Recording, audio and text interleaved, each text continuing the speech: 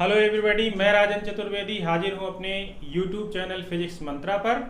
आज की चर्चा लेकर के लास्ट लेक्चर में हमने कूलाम के नियम, उसकी वेक्टर फॉर्म, उसके क्रिया प्रतिक्रिया के नियम के पालन इत्यादि के बारे में, उसकी प्रॉपर्टीज़ के बारे में चर्चा किया था कि कूलाम का जो फोर्स ऑफ अट्रैक्शन रिपल्सन होता है वो जो है कंजर्वेटिव फोर्स होता है और कंजर्वेटिव फोर्स की जो प्रॉपर्टीज़ होती हैं उनका वो पालन करता है। अर्थात कि कंजर्वेटिव फोर्स के अंडर में वर्क डन जो होता है वो पाथ से इंडिपेंडेंट होता है।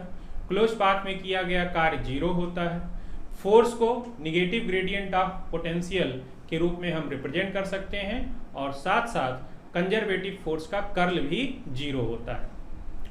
आज की चर्चा में हम इलेक्ट्रिक फील्ड की बात करेंगे और इलेक्ट्रिक फील्ड लाइंस हम अगले लेक्चर में बात करेंगे।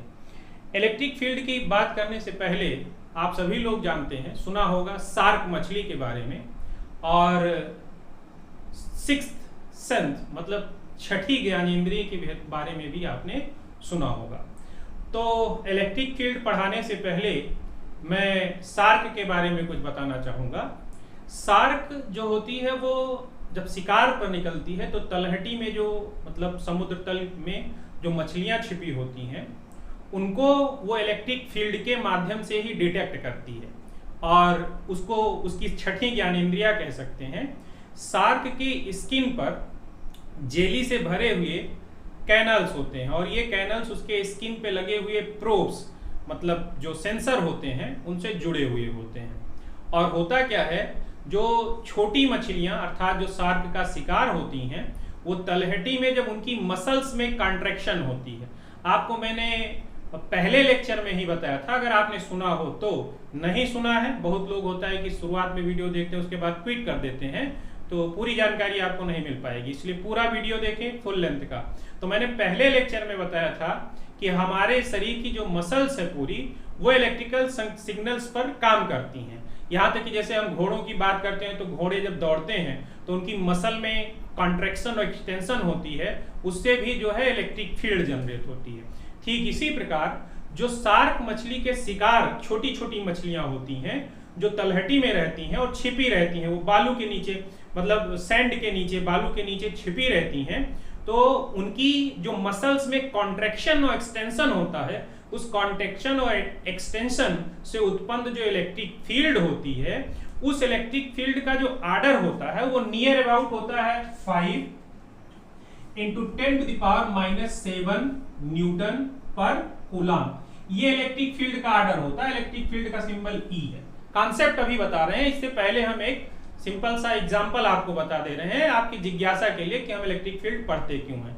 तो जब वो छोटी छोटी मछलियां जो सैंड में या बालू में छुपी हुई हैं उनकी मसल में कॉन्ट्रैक्शन और एक्सटेंशन होता है तो उससे 5×10⁻⁷ न्यूटन पर कूलाम की इलेक्ट्रिक फील्ड उत्पन्न होती है और इस इलेक्ट्रिक फील्ड को वो जो शार्क के कैनल्स में जेली भरी होती है उससे वो संकेत होते हुए उसके प्रोब तक पहुंचते हैं, जिसके द्वारा वो प्रोब इतना सेंसिटिव होता है कि वो इलेक्ट्रिक फील्ड की डायरेक्शन पता लगा लेता है और वो बालू के नीचे छुपे हुए अपने शिकार को भी ढूंढ लेती है। और यही है शार्क की छठी ज्ञानेंद्रिय। अर्थात जो हम बात करते हैं छठी ज्ञानेंद्रिय की, वो छठी ज्ञानेंद्रिय कहीं ना कहीं साइंटिफिक चीजों से जुड़ी हुई है और ऐसी छठी ज्ञानेंद्रिय शार्क के पास होती है और इसका इस्तेमाल वो शिकार में करती है। ये एक सिंपल सा इलेक्ट्रिक फील्ड का एग्जांपल मैं बता रहा हूं आपको डेली लाइफ में, सिर्फ इंटरेस्ट के लिए। उसके बाद हम सीधे चलते हैं इलेक्ट्रिक फील्ड के कॉन्सेप्ट पर। जैसा कि हम पढ़ चुके हैं कूलाम के नियम में कि अगर मान लीजिए हमारे पास यहां पर कोई चार्ज है, कैपिटल क्यू मान लेते हैं, और कैपिटल क्यू से आर दूरी पर एक स्मॉल क्यू चार्ज है और इसके बीच में डिस्टेंस आर है, तो आप जानते हैं कि इन दोनों के बीच लगने वाला फोर्स जो होगा 1/4πε0 फ्री स्पेस में रखे गए हैं, Q into upon R square. आप चाहे तो इसकी जगह प्रैक्टिस के लिए आप इसकी जगह क्या लिख सकते हैं, 9 इंटू 10⁹ और इसको क्या लिख सकते हैं बेटा, न्यूटन। तो ये फोर्स है। अब ये जो कैपिटल क्यू चार्ज है, ये capital Q charge small Q charge पर कहां तक फोर्स अप्लाई करेगा? कहां तक अप्लाई करने का मतलब ये है, अगर इस फार्मूले में r इज इक्वल टू हम zero r is equal to infinity रख दें, तो r is equal to infinity रखेंगे तो force F is equal to क्या होगा? जीरो हो जाएगा। क्यों? क्योंकि आप जानते हो समथिंग बटा इंफिनिटी दैट बिकम्स जीरो। अपान में अगर कहीं नीचे इंफिनिटी रहता है तो वो जीरो हो जाता है। इसका सीधा सा तात्पर्य है कि ये कैपिटल क्यू जो चार्ज है वो स्मॉल क्यू पर इलेक्ट्रिक फोर्स कहां तक अप्लाई करेगा? इंफिनिटी तक अप्लाई करेगा। अर्थात कि ये चार्ज अगर ये चाहता है कि इस चार्ज का फोर्स एक्सपीरियंस ना करे तो इसको भाग करके कहां जाना होगा? इंफिनिटी पर जाना होगा। जब ये इंफिनिटी पर पहुंच जाएगा तब ये इस चार्ज के फोर्स को एक्सपीरियंस नहीं करेगा। बात आती है फील्ड की, तो फील्ड का कॉन्सेप्ट बड़ा सिंपल सा है। जैसे हम कहते हैं कि मेरा क्षेत्र, मेरा एरिया, तो मेरा क्षेत्र, मेरा एरिया से क्या तात्पर्य होता है? जहां तक आपकी प्रेजेंस सुनी जा सके या महसूस की जा सके। जैसे मान लीजिए किसी गली में कोई कुत्ता रहता है, तो गली में कुत्ता रहता है तो उसकी गली में जब जाएंगे तो वो रिएक्ट करता है, भौंकेगा या कुछ भी करेगा, उसका ऐसा एक्शन आता है, तो उसकी फील्ड है वो। और अगर आप उस गली में नहीं हैं तो वो आप पर कोई एक्शन रिएक्शन नहीं करेगा। इसका मतलब ये है कि जब हम बात करते हैं मेरा क्षेत्र, मेरा एरिया, मेरी फील्ड, जिसका तात्पर्य है वह क्षेत्र जहां पर आपका इन्फ्लुएंस या आपका प्रभाव अनुभव किया जा सके। जैसे क्या है कि हमारी कॉन्स्टिट्यूएंसी अयोध्या में जो सांसद हैं उनका प्रभाव क्षेत्र कहां है? अयोध्या है। वो सांसद सिर्फ अयोध्या, जहां तक अयोध्या का क्षेत्र है वहां तक के सांसद हो सकते हैं, उसके बाद में दूसरे सांसदीय क्षेत्र आते हैं। तो ये फील्ड, ये एरिया जो है सांसदीय के दृष्टि से देखेंगे तो वो लल्लू सिंह का है। ठीक इसी प्रकार अगर कोई एक आइसोलेटेड चार्ज रखा हुआ है यहां पर, तो कोई कहता है कि इस आइसोलेटेड चार्ज की फील्ड या इलेक्ट्रिक फील्ड की बात करें तो इस आइसोलेटेड चार्ज या इस चार्ज के चारों ओर का वह क्षेत्र, वह एरिया, वह स्पेस, किसी भी चार्ज के चारों ओर का वह क्षेत्र, वह एरिया, वह स्पेस जिसमें उसकी प्रेजेंस को एक्सपीरियंस किया जा सकता है, अर्थात उसकी प्रेजेंस को अनुभव किया जाए। तो आपको मैंने अभी पहले बताया इसकी प्रेजेंस कहां तक अनुभव की जा सकती है? इंफिनिटी तक। क्यों? क्योंकि इसके द्वारा लगाया जाने वाला जो फोर्स होगा वो कहां पर बेनिस होता है? इंफिनिटी तक। इसका तात्पर्य है कि ये जो कैपिटल क्यू चार्ज रखा गया है, ये कैपिटल क्यू चार्ज इंफिनिटी तक अपनी प्रेजेंस को छोड़ता है या अपनी प्रेजेंस का अनुभव कराता है by the concept. By the concept का मतलब क्या है कि अनंत की भी परिभाषा बड़ी डिफिकल्ट सी है। अनंत है कहां, यही सबसे बड़ी बात होती है। इसके लिए हम किसी और दिन बात करेंगे, या जो क्लास के बच्चे होंगे उनको हम इन्फिनिटी की डेफिनेशन बताते हैं कि हम इन्फिनिटी क्या समझें। क्योंकि आप जानते हो इलेक्ट्रिक फोर्स जो है वो जहां पर बेनिस हो जाएगा उसी को हम बोल देंगे इन्फिनिटी है। जहां पर वो बेनिस हो जाए वही इन्फिनिटी है। तो यहां पर कहने का तात्पर्य यह है कि ये जो कैपिटल क्यू चार्ज है, इस कैपिटल क्यू चार्ज का जो प्रभाव है या इन्फ्लुएंस है, वो इन्फ्लुएंस हम इंफिनिटी तक महसूस कर सकते हैं। और मैंने कहा क्या अभी कि किसी चार्ज के चारों ओर का वह क्षेत्र, वह एरिया, वह स्पेस जिसमें हम उसकी इन्फ्लुएंस को महसूस कर सकें, उसको हम कहते हैं उसका क्षेत्र, अर्थात फील्ड ऑफ दिस चार्ज। तो आप क्या कह सकते हैं? द फील्ड और electric field of A charge is the area or space around it in which its influence can be experienced। अर्थात किसी चार्ज के चारों ओर का वह क्षेत्र जिसमें उसके प्रभाव को एक्सपीरियंस किया जा सके, उसको हम उसका वैद्युत क्षेत्र कहते हैं। सिंपल सी परिभाषा है।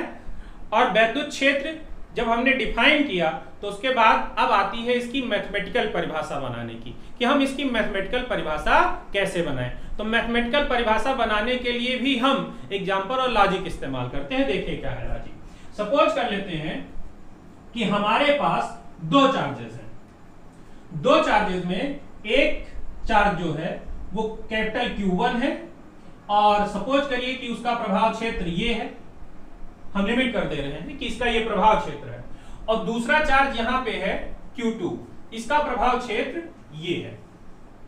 तो ये दो पॉइंट चार्जेस हैं, Q1 और Q2, हम इलेक्ट्रिक फील्ड की जो परिभाषा है उसको जनरेट करना चाहते हैं कि इलेक्ट्रिक फील्ड की परिभाषा हम कैसे जनरेट करेंगे, मैथमेटिकल फार्मूला कैसे बनाएंगे। बाकी जो इसकी प्रायोरिटी डेफिनेशन है वो मैंने आपको बता दी कि किसी चार्ज के चारों ओर का वह क्षेत्र, वह स्पेस जिसमें इसकी इन्फ्लुएंस को एक्सपीरियंस किया जा सके, उस चार्ज की या सोर्स चार्ज की हम इलेक्ट्रिक फील्ड कहते हैं। इसको हम सोर्स चार्ज बोलते हैं, जिसकी फील्ड मेजर करना हो उसको हम सोर्स चार्ज बोलते हैं। तो मान लेते हैं Q1 की फील्ड ये पूरी यहां पर प्रदर्शित की गई है और ये Q2 की फील्ड प्रदर्शित की गई है। अगर हम Q1 से R दूरी पर चले जाएं और R दूरी पर एक छोटा सा चार्ज, बहुत सूक्ष्म चार्ज Q0 रखें, पॉजिटिव होता है ये, कन्वेंशनली ये पॉजिटिव लिया जाता है, मतलब कि शुरुआत से ही इसको धनात्मक लिया गया है, बाकी इसके रीजन का कोई, इसके पीछे का कोई बहुत बड़ा रीजन नहीं है, और ये बहुत सूक्ष्म होगा, बहुत मान्यूट होगा, अत्यंत सूक्ष्म। क्यों ये बहुत छोटा होना चाहिए, बहुत स्मॉल होना चाहिए, इसके बारे में हम किसी और लेक्चर में आपको प्रोवाइड कराएंगे कि ये क्यों बहुत सूक्ष्म होना चाहिए, उसका कारण क्या है। आज हम सिर्फ इतना चर्चा करते हैं कि इसको बोलते हैं परीक्षण आवेश या टेस्ट चार्ज। एक टेस्ट चार्ज को हम Q1 से R दूरी पर रख देते हैं और मान लेते हैं कि यहां पर इस Q0 के द्वारा एक्सपीरियंस किया गया जो फोर्स है वो फोर्स है F1। फिर उसके बाद इसी Q0 को हम यहां लेकर चले आते हैं और यहां पर भी हम क्या करते हैं, R डिस्टेंस पर रखते हैं और यहां पर भी वही टेस्ट चार्ज है Q0, मतलब वही टेस्ट चार्ज यहां पर है उतनी ही दूरी पर और वही टेस्ट चार्ज यहां पर भी है उतनी ही दूरी पर, और सपोज करते हैं कि यहां पर ये एक्सपीरियंस करता है फोर्स F2। तो आप ये बताइए, अगर हमारी मेजरमेंट में आता है कि F1 ग्रेटर है किससे, F2 से, ध्यान देना कि Q0 यहां भी R दूरी पर है और Q0 यहां भी R दूरी पर है। यहां अनुभव किया गया, एक्सपीरियंस किया गया फोर्स F1 है और यहां पर एक्सपीरियंस किया गया फोर्स F2 है। अगर हमारी मेजरमेंट में ऐसा आता है कि F1 ग्रेटर देन F2, अर्थात F1 की वैल्यू ज्यादा है F2 की अपेक्षा, तो हम क्या कहेंगे कि Q1 की फील्ड ज्यादा स्ट्रांग है कि Q2 की फील्ड ज्यादा स्ट्रांग है। ऑब्वियस सी बात है, आप ये कहेंगे क्योंकि यहां पर उतनी ही दूरी पर हमको ज्यादा फोर्स का एक्सपीरियंस हो रहा है और यहां पर उतनी ही दूरी पर कम फोर्स का एक्सपीरियंस हो रहा है। इसका सिंपल सा मतलब हुआ कि Q1 का जो फील्ड है वो स्ट्रांग है और Q2 का जो फील्ड है वो Q1 की अपेक्षा वीक है, मतलब the field of Q2 is weak comparative to Q1। Why? Because we are experiencing large force here and here we are experiencing small force. That's why we can say the electric field of Q1, अर्थात Q1 की जो electric field होगी वो strong होगी क्योंकि यहां पर हम ज्यादा फोर्स का एक्सपीरियंस कर रहे हैं, और Q2 की फील्ड वीक होगी क्योंकि यहां पर हम फोर्स कम एक्सपीरियंस कर रहे हैं उतनी ही दूरी पर उसी टेस्ट चार्ज के द्वारा। ध्यान रखिएगा, ना मैंने टेस्ट चार्ज बदला है और ना ही मैंने डिस्टेंस बदली है, ये दोनों चीजें यहां भी सेम है और यहां भी सेम है, लेकिन यहां पर फोर्स ज्यादा है और यहां पर फोर्स कम है। वैसे भी आप जानते हो दोनों फोर्स अलग होंगे। क्यों अलग होंगे? क्योंकि अगर इसका फोर्स लिखोगे F1 तो F1 इक्वल टू होगा 1/4 pi epsilon naught capital Q1 Q0 upon R square, और यहां पर एक्सपीरियंस किया गया जो फोर्स होगा F2 वो होगा 1/4 पाई एप्सिलॉन नॉट, और ये बनेगा capital Q2 Q0 upon R square. Obvious सी बात है दोनों फोर्स बराबर नहीं है, यहां पर ये Q1 है और यहां पर क्या है, Q2 है। अब ऑब्वियस सी बात है कि अगर हम ये कहें कि Q1 की वैल्यू 2 कूलाम है और Q2 की वैल्यू 1 कूलाम है, तो अब इसमें कोई संशय नहीं रहा, क्योंकि Q1 की वैल्यू 2 कूलाम है तो ये वाला फोर्स ज्यादा होगा, और Q2 की वैल्यू 1 कूलाम है इसलिए ये वाला फोर्स क्या होगा, कम होगा, क्योंकि फोर्स कम ज्यादा इसी पर निर्भर करेगा Q2 कितना है और Q1 कितना है, क्योंकि Q0 यहां भी सेम है और यहां भी सेम है। तो ऑब्वियस सी बात है जिस पॉइंट चार्ज पर चार्ज का मैग्नीट्यूड ज्यादा होगा उसकी फील्ड उतनी ही क्या होगी, स्ट्रांग होगी। तो हमने एक निष्कर्ष निकाला कि किसी भी चार्ज की फील्ड जो होगी, इलेक्ट्रिक फील्ड, वो स्ट्रांग होगी या वीक होगी, ये हम कैसे पता लगाएंगे? एक टेस्ट चार्ज ले जाएंगे या परीक्षण आवेश ले जाएंगे और परीक्षण आवेश पर एक्सपीरियंस किए गए फोर्स के द्वारा अनुभव करेंगे। जितना ज्यादा फोर्स होगा उसकी फील्ड उतनी ही स्ट्रांग होगी, अर्थात मोर फोर्स स्ट्रॉन्गर फील्ड। अर्थात कि किसी चार्ज के अराउंड जितना ज्यादा फोर्स लगेगा उतनी ज्यादा ही उसकी फील्ड होगी। That is a very simple concept. So now we are going to just write the definition of electric field in mathematical form, and that definition is कि इलेक्ट्रिक फील्ड का जो सिंबल है, electric field को हम capital E से represent करते हैं, reason आप जानते हैं, और इसको लिखते हैं E equal to F upon Q naught, अर्थात फोर्स अपान टेस्ट चार्ज। अब इसका क्या मतलब है? अभी थोड़ी देर पहले मैंने बताया कि जितना ज्यादा फोर्स, मैंने क्या बताया? जितना ज्यादा फोर्स उतनी ज्यादा फील्ड। इसका मतलब फील्ड का मेजरमेंट क्या है? फोर्स है, तो फोर्स के टर्म में ही परिभाषित करेंगे। अब कैसे ये फोर्स के टर्म में परिभाषित हुआ? सपोज करो कि U0 का मान जो है वो 1 कूलम है, तो इसका मतलब अगर ये 1 कूलम होगा तो इलेक्ट्रिक फील्ड की जो वैल्यू होगी, यहां लिख देते हैं कि if Q0 is equal to plus 1 coulomb, then तो क्या होने वाला है? E इक्वल टू हो जाएगा किसके? F के।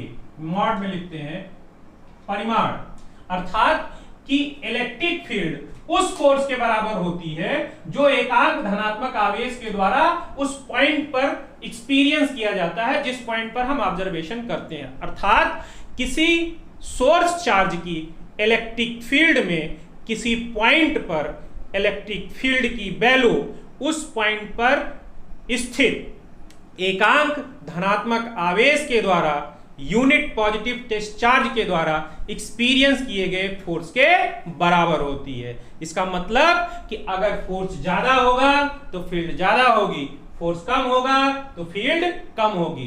क्यों? क्योंकि Q1, अच्छा यहां पर F अपान Q0 क्यों किया? क्योंकि Q1 की फील्ड सिर्फ Q1 पर निर्भर करती, Q0 पर निर्भर नहीं करती। Q1 की जो फील्ड है वो सिर्फ Q1 पर निर्भर करती है, Q0 पर निर्भर नहीं करती। इसलिए जो फार्मूला बनाना है उसको हम Q0 से इंडिपेंडेंट करेंगे। Q0 से जब इंडिपेंडेंट करेंगे तो वो Q0 से भाग दे देंगे, आ जाएगा। मतलब क्या है हमारा? मतलब ये है कि आप इसको लिख सकते हो 1 अपान Q0 इंटू F। अब जरा F की वैल्यू लिख दो, ये आ जाएगा 1 अपान Q0, और F की वैल्यू कितनी है? 1/4 pi epsilon 0 capital Q1 Q0 अपान क्या? R square. अब यहां से आप देखेंगे तो Q0 और Q0 कैंसिल हो जाएगा, इलेक्ट्रिक फील्ड का एक्सप्रेशन आ जाएगा 1/4 pi epsilon naught capital Q1 अपान क्या बेटा? R। This is electric field in magnitude form. ये किसी चार्ज के कारण R स्क्वायर, किसी चार्ज के कारण R दूरी पर, किसी चार्ज का मतलब यहां कैपिटल Q1 है, कैपिटल Q1 चार्ज के कारण R दूरी पर इलेक्ट्रिक फील्ड का व्यंजक है, अर्थात एक्सप्रेशन है। मैग्नीट्यूड में है ये किस टर्म में है? मैग्नीट्यूड में। इसको अगर और स्टैंडर्ड थोड़ा लिखना चाहें तो कहने का तात्पर्य क्या है हमारा? ये जो डेरिवेशन जान लीजिए एक तरह से है छोटा सा रूप में, कि आपसे कोई कहता है कि यहां पर एक Q1 चार्ज रखा हुआ है और Q1 चार्ज से R डिस्टेंस पर कोई एक पॉइंट है P, इस पॉइंट P पर इलेक्ट्रिक फील्ड का मान ज्ञात करिए। तो हम मान लेते हैं कि यहां पर इलेक्ट्रिक फील्ड की वैल्यू क्या है? E। तो E का मान हम कैसे निकालेंगे? यहां पर एक टेस्ट चार्ज लाएंगे, यहां पर एक टेस्ट चार्ज लाएंगे और वो टेस्ट चार्ज कौन सा होगा? Q0। और Q0 होगा तो हम जानते हैं, बहुत आसानी से सब लिख सकते हैं, सारी चीजें हमको पता है। इन दोनों के बीच लगने वाला फोर्स क्या हो जाएगा? फोर्स F इक्वल टू हो जाएगा 1/4 पाई एप्सिलॉन नॉट, और ये हो जाएगा कैपिटल Q1 Q0 अपान R स्क्वायर। अब आपको मालूम है इलेक्ट्रिक फील्ड की परिभाषा क्या है? इलेक्ट्रिक फील्ड की परिभाषा E इक्वल टू F बटे Q0, तो हम E इक्वल टू क्या लिख सकते हैं बेटा? F बटे Q0। अब F बटे Q0 है तो अब इसको आप आगे हल कर दीजिए, F की वैल्यू रख दीजिए, F की वैल्यू हो जाएगी 1/4 pi epsilon naught Q1 Q0 upon R square upon क्या क्यू नॉट। तो क्यू नॉट से क्यू नॉट क्या होगा, कैंसिल हो जाएगा। E इक्वल टू आ जाएगा 1/4 pi epsilon naught capital Q1 upon R square. ये मैग्नीट्यूड फॉर्म में लिखा गया, अर्थात ये वेक्टर फॉर्म में नहीं है। आप यहां आए क्योंकि फोर्स वेक्टर क्वांटिटी है, इसलिए इलेक्ट्रिक फील्ड भी वेक्टर क्वांटिटी होगी। और डायरेक्शन भी याद रखिए, जिस डायरेक्शन में फोर्स लगेगा उसी डायरेक्शन में इलेक्ट्रिक फील्ड भी होगी। जब हम इलेक्ट्रिक फील्ड लाइंस अगले लेक्चर में पढ़ाएंगे तो आपको इलेक्ट्रिक फील्ड की डायरेक्शन डिटरमाइन करना बताएंगे और प्रॉपर्टीज वगैरह के बारे में और चर्चा करेंगे।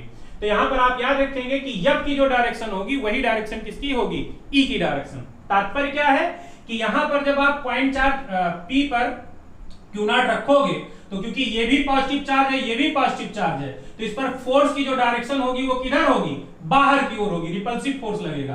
तो क्योंकि फोर्स की डायरेक्शन ये है, इसलिए फील्ड की भी डायरेक्शन क्या होगी, फील्ड की डायरेक्शन भी यही होगी, बाहर की ओर।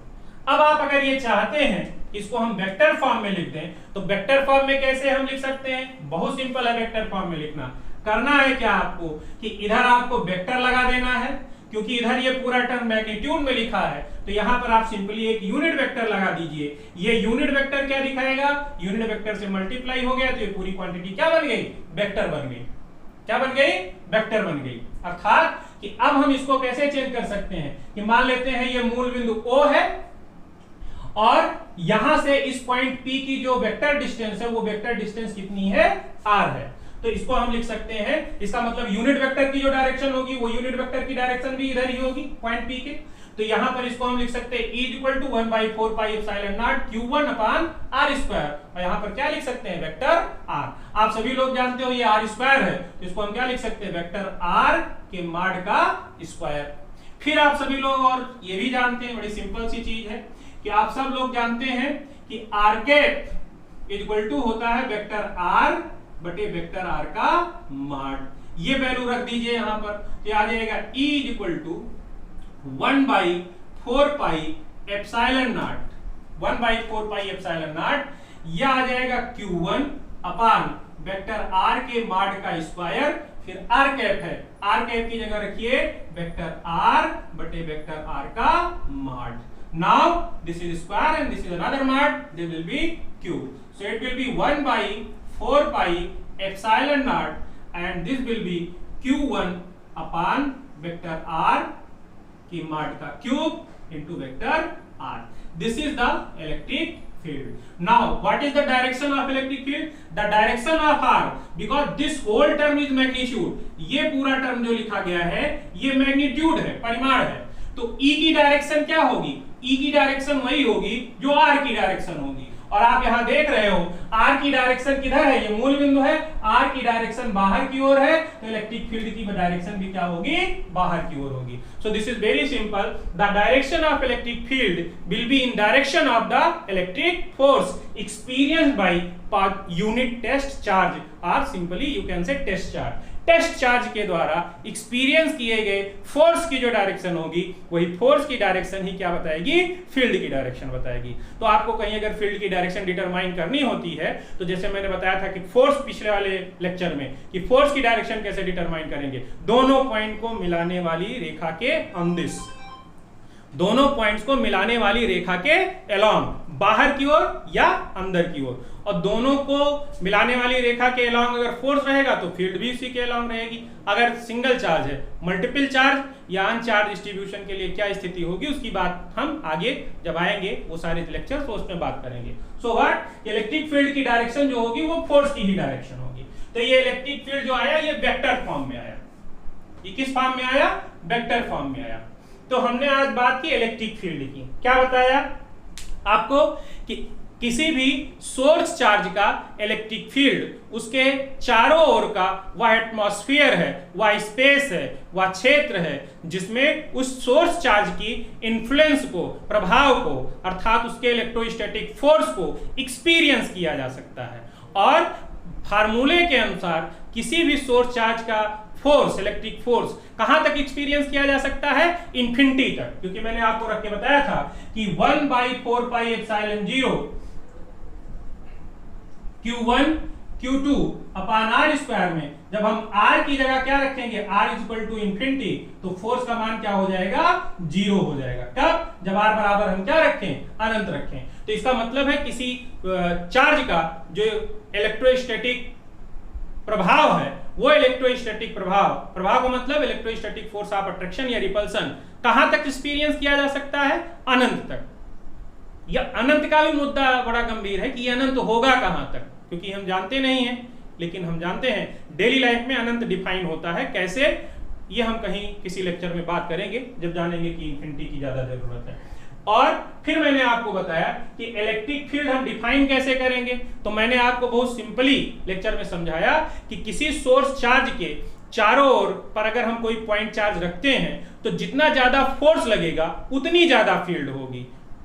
इसका मतलब ये है फील्ड की मेजरमेंट कैसे करेंगे, फोर्स से, जितना ज्यादा फोर्स उतनी ज्यादा फील्ड। और हमने फिर परिभाषा बना दी, और ये फील्ड सिर्फ और सिर्फ Q1 पर निर्भर करेगी, Q0 पर निर्भर नहीं करेगी, क्योंकि ये तो परीक्षण आवेश है, इसको हम सिर्फ टेस्ट करने के लिए आए हैं।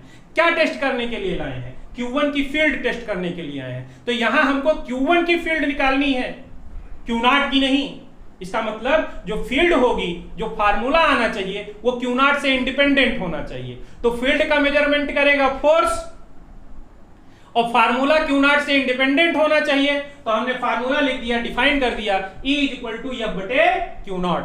और जब Q0 को 1 करोगे तो E इक्वल टू हो जाएगा किसके, F के। मतलब किसी सोर्स चार्ज के इलेक्ट्रिक फील्ड में किसी पॉइंट पर इलेक्ट्रिक फील्ड उस पॉइंट पर रखे गए एकांक धनात्मक आवेश पॉजिटिव यूनिट टेस्ट चार्ज के द्वारा एक्सपीरियंस किए गए फोर्स के बराबर होगी। जितना ज्यादा फोर्स होगा उतनी ज्यादा फील्ड होगी। फिर उसके बाद हमने किसी पॉइंट चार्ज के कारण इलेक्ट्रिक फील्ड निकाल दी सिंपली, और ये बहुत सिंपल था कि Q0 r डिस्टेंस था, पहले हमने फोर्स लिख दिया, फिर फोर्स लिखने के बाद हमने फार्मूला लगा दिया E इक्वल टू F बटे Q0। ये आ गया, ये मैग्नीट्यूड के फॉर्म में था, हमने इसको वेक्टर बनाने के लिए यहाँ वेक्टर लगाया, यहाँ यूनिट वेक्टर से मल्टीप्लाई कर दिया। यूनिट वेक्टर आप जानते हैं r cap equal to vector r बटे वेक्टर r का मान होता है, वैल्यू रख दी, ये फाइनल एक्सप्रेशन आ गया। ये इलेक्ट्रिक फील्ड की वेक्टर फॉर्म है। अब बात आती है कि इलेक्ट्रिक फील्ड का सिग्निफिकेंस क्या है, महत्व क्या है, महत्वपूर्ण क्या है, मतलब कि इसमें फिजिकल जैसी कौन सी बात है। तो आप जानते हो फोर्स एक फिजिकल क्वांटिटी है, आप सभी लोग जानते हो कि फोर्स एक फिजिकल क्वांटिटी है। और फोर्स अगर एक फिजिकल क्वांटिटी है तो इलेक्ट्रिक फील्ड को मैंने क्या बताया था आपको कि किसी पॉइंट पर जितना ज्यादा फोर्स होगा इलेक्ट्रिक फील्ड उतनी ही ज्यादा होगी। तो यही इसका सिग्निफिकेंस है, फिजिकल सिग्निफिकेंस, कि किसी सोर्स चार्ज की इलेक्ट्रिक फील्ड में किसी पॉइंट पर जो इलेक्ट्रिक फील्ड होती है वो इलेक्ट्रिक फील्ड उस पॉइंट पर स्थित एकांक धनात्मक आवेश यूनिट टेस्ट चार्ज के द्वारा एक्सपीरियंस किए गए फोर्स के बराबर होती है। And force is a physical quantity. तो यही इसकी फिजिकल मीनिंग हो गई कि उस पॉइंट पर इलेक्ट्रोस्टैटिक फोर्स जितना ज्यादा होगा उस सोर्स चार्ज की इलेक्ट्रिक फील्ड उतनी ही क्या होगी, स्ट्रांग होगी। Now this is the simple सा इलस्ट्रेशन है इलेक्ट्रिक फील्ड का, या फिजिकल इंटरप्रिटेशन है। लेकिन अगर हम ये चाहते हैं कि इलेक्ट्रिक फील्ड का हम और ज्यादा सिग्निफिकेंस आपको बताएं, तो उस सिग्निफिकेंस के लिए हमको इस कहानी को जरा दूर तक ले जाना होगा। वो कहानी आने वाले समय में आप पढ़ेंगे, लेकिन मैं आपको थोड़ा सा बता रहा हूं, जरा ध्यान से सुनिए। जब कोई चार्ज Q1 रेस्ट में रहे, तो रेस्ट में रहने पर उसकी इलेक्ट्रिक फील्ड का सिग्निफिकेंस जो हो सकता है वो मैंने आपको बता दिया, force experience by positive unit test charge at that point. यही इसका फिजिकल सिग्निफिकेंस है। लेकिन इसका फिजिकल सिग्निफिकेंस इलेक्ट्रोमैग्नेटिक सिद्धांत के बाद और अच्छा हुआ, और वो क्या है जरा ध्यान से सुनिएगा। कुछ पोस्टुलेट बताएंगे जिसके बारे में हम आगे चल के डिस्कस करेंगे, और ये इलेक्ट्रिसिटी और मैग्नेटिज्म खत्म होने के बाद आएगा, तब वहां इलेक्ट्रोमैग्नेटिक साथ में होंगे। क्या, जरा ध्यान दें। मान लेते हैं इस पॉइंट चार्ज Q1 से बहुत दूर कोई एक दूसरा चार्ज है Q2, और ये जो Q2 चार्ज है ये रेस्ट में है। ध्यान से सुनिएगा, मैं इलेक्ट्रिक फील्ड की दूसरी फिजिकल सिग्निफिकेंस बताने जा रहा हूं, दूसरी फिजिकल सिग्निफिकेंस बताने जा रहा हूं।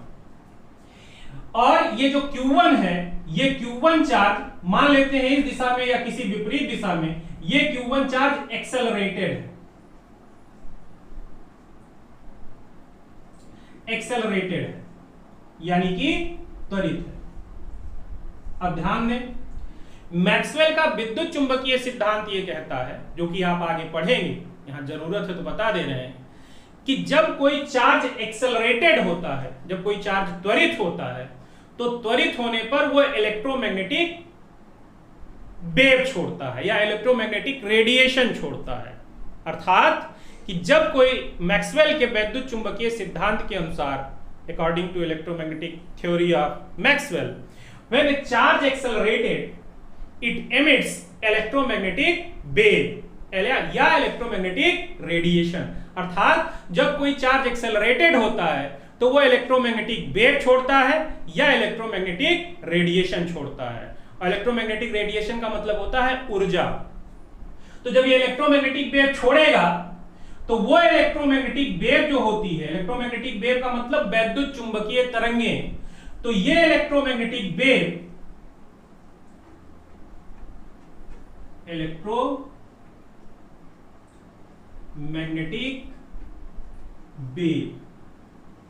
ये इलेक्ट्रोमैग्नेटिक वेव फ्री स्पेस में प्रकाश की चाल से, this is the speed of light, what is the speed of light, 3 into 10⁸ metre per second. इस प्रकाश की चाल से ये आगे बढ़ती हैं, और जब ये इलेक्ट्रिक फील्ड आगे बढ़ेगी, तो ये इलेक्ट्रिक फील्ड आगे बढ़ करके इस Q2 पर जब पहुंचेगी, थोड़े दिन बाद या थोड़े दिन पश्चात, थोड़ी देर पश्चात, वो डिपेंड करता है कि ये दोनों कितनी दूरी पर हैं। तो यहां पर जब पहुंचेगी तो क्या करेगी, इस Q2 पर फोर्स एक्सर्ट करेगी। क्यों फोर्स एक्सर्ट करेगी? क्योंकि जरा देखिए यहां पर, अब इस वाले फार्मूले से हम क्या लिख सकते हैं, इस वाले फार्मूले से लिख सकते हैं F = Q0 × E। अर्थात अगर कहीं कोई इलेक्ट्रिक फील्ड होगी तो वो इलेक्ट्रिक फील्ड क्या करेगी, टेस्ट चार्ज पर फोर्स एक्सर्ट करेगी, F। तो ये जब मैक्सवेल के अनुसार ये चार्ज एक्सेलरेटेड होगा तो इलेक्ट्रोमैग्नेटिक वेव छोड़ेगा, और ये इलेक्ट्रोमैग्नेटिक वेव फ्री स्पेस में प्रकाश की चाल से चल करके जब इलेक्ट्रोमैग्नेटिक वेव Q2 पर पहुंचेगी, तो क्योंकि इलेक्ट्रोमैग्नेटिक वेव में इलेक्ट्रिक फील्ड भी होती है और मैग्नेटिक फील्ड भी होती है, दोनों ऑसिलेटरी होती हैं, तो वो इलेक्ट्रिक फील्ड क्या करेगी, इस पर फोर्स एक्सर्ट करेगी। क्योंकि if there is some electric field, अगर कोई इलेक्ट्रिक फील्ड यहां पर है तो वो टेस्ट चार्ज पर या Q2 पर, यहां पर जान लीजिए कि Q2 हमारा टेस्ट चार्ज जैसा व्यवहार कर रहा है, तो क्या करेगा कि उस पर फोर्स एक्सर्ट करेगा। अगर फील्ड होगी तो फोर्स एक्सर्ट करेगा। तो ये इलेक्ट्रोमैग्नेटिक वेव जब यहां पहुंचेगी तो Q2 पर फोर्स एक्सर्ट करेगी। क्या एक्सर्ट करेगी? फोर्स। और जैसा कि आप जानते हो, अगर आपने 11th में पढ़ा है और वेव पढ़ा है, तो वेव क्या होती है, वेव ऊर्जा और संवेग का एक जगह से हस्तांतरण दूसरी जगह करती है। मतलब कि wave carry energy and momentum from one place to other place, एक जगह से दूसरी जगह। कैसे? वही एग्जांपल, तालाब में पत्थर मारते हो बीच में, लेकिन वो वेव क्या करती है, जो उसके डिस्टरबेंस होते हैं, अर्थात जो ऊर्जा होती है, उस ऊर्जा को तालाब के किनारे तक ले जाता है। इसका मतलब क्या है कि जो तालाब में तरंग उत्पादित हुई, उसने क्या किया, जहां पर पत्थर मारा था वहां जो एनर्जी आपने इंपार्ट की थी, उस एनर्जी को तालाब के किनारों तक लेके गई। इसका मतलब wave carry energy and momentum from one place to other place, एक जगह से दूसरी जगह। जैसे सूर्य से ऊर्जा वैद्युत चुंबकीय विकिरण के रूप में हमारी पृथ्वी तक आती है। प्रकाश क्या है? वैद्युत चुंबकीय विकिरण है। इसके अलावा इंफ्रारेड और अल्ट्रावायलेट रीजन में भी होता है। सूर्य से सबसे ज्यादा ऊर्जा किस रीजन में आती है? इंफ्रारेड रीजन की आती है। तो सूर्य से जो प्रकाश और विकिरण आ रहा है वो भी इलेक्ट्रोमैग्नेटिक वेव है। इसका मतलब ये है कि सूर्य से यहां तक एनर्जी आने का जो तरीका है वो वेव है, और वेव क्या करती है, एनर्जी और मोमेंटम को एक जगह से दूसरी जगह कैरी करती है। तो अब जरा ध्यान दीजिएगा, अगर आपको ये बात समझ में आई तो यहां पर जब चार्ज एक्सेलरेटेड होगा तो एक्सेलरेटेड होने पर ये इलेक्ट्रोमैग्नेटिक वेव उत्पन्न होगी और ये इलेक्ट्रोमैग्नेटिक वेव क्या करेगी, एनर्जी और मोमेंटम कैरी करेगी, एक स्थान से दूसरे स्थान तक कैरी करेगी। अब याद रखिए इसकी इलेक्ट्रिक फील्ड है तो वही इलेक्ट्रिक फील्ड क्या कर रही है, एनर्जी और मोमेंटम कैरी कर रही है। आगे आपको हम पढ़ाएंगे, एक चीज यहां पे और बताएं तो आप ये कह सकते हैं पुरानी एनसीईआरटी की किताबों में लिखा हुआ मिलता था, नई वाली में शायद हम नहीं लिखा है, लिखा था साफ साफ लिखा था कि electric field is the power house of energy, अर्थात कहीं पर अगर कोई वैद्युत क्षेत्र है तो वो एनर्जी का सोर्स है। लेकिन ये एनर्जी का सोर्स तब तक नहीं हम विजुलाइज कर पाएंगे जब तक वो चार्ज रेस्ट में हो, जब तक वो चलेगा नहीं, एक्सेलरेट नहीं होगा, तब तक उसके अंदर जो एनर्जी है वो आपके सामने आएगी नहीं। ठीक, आगे आप पढ़ेंगे, एक एग्जांपल मैं आपको बता देता हूं, आगे आप पढ़ेंगे संधारित्र में स्टोर एनर्जी या energy stored in a capacitor. तो energy store in a capacitor जब आपको पढ़ाएंगे तो वो एनर्जी जो होगी उस एनर्जी को हम लिखेंगे U equal to 1/2 epsilon naught या एप्सिलॉन E स्क्वायर, ये एनर्जी डेंसिटी होगी। तो ये एनर्जी डेंसिटी का फार्मूला आगे हम डिराइव करके दिखाएंगे, लेकिन यहां पर सिर्फ और सिर्फ सिग्निफिकेंस बताने के लिए लिख रहे हैं कि देखिए अगर इलेक्ट्रिक फील्ड होगी तो वहां पर ऊर्जा भी होगी, ये ऊर्जा घनत्व लिखा गया है, एनर्जी डेंसिटी लिखी गई है।